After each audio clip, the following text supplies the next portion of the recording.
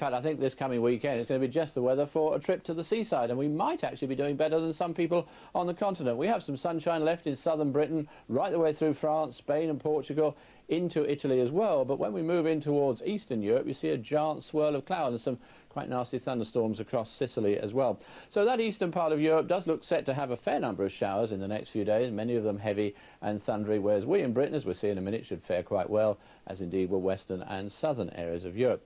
Here again is that swirl of cloud. There's some cloud around the British Isles too. We've got some weather fronts with us, but they're weak. They're virtually passing unnoticed, although they did give several inches of rain in Scotland yesterday. And that particular area of low pressure, that front, will die a death. And then we're looking to high pressure building across the country.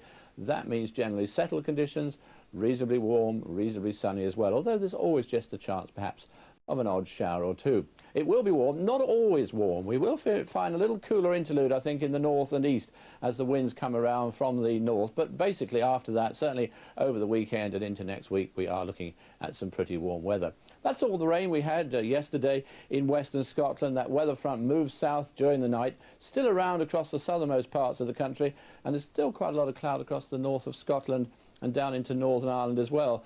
That, I think, will continue, but this particular front will move on out of the way, and I think in the south at least we'll hardly notice it. So for the rest of the day, I think for England and Wales, the odd fleeting light shower across the more northern areas, a little bit of grey, misty, murky weather around the Bristol Channel into the far southwest, but otherwise it's a dry picture, and there will be a reasonable amount of sunshine, albeit some patches of cloud keeping the sunshine perhaps a little bit on the hazy side. But central and northern Scotland, more cloud, quite breezy too, and there will be a fair number of showers coming through, feeling fairly cool too. But the temperatures have crept up quite nicely in the southeast, and it'll stay warm throughout the afternoon. Unfortunately, the pollen index is very high, likely to remain very high over the weekend too.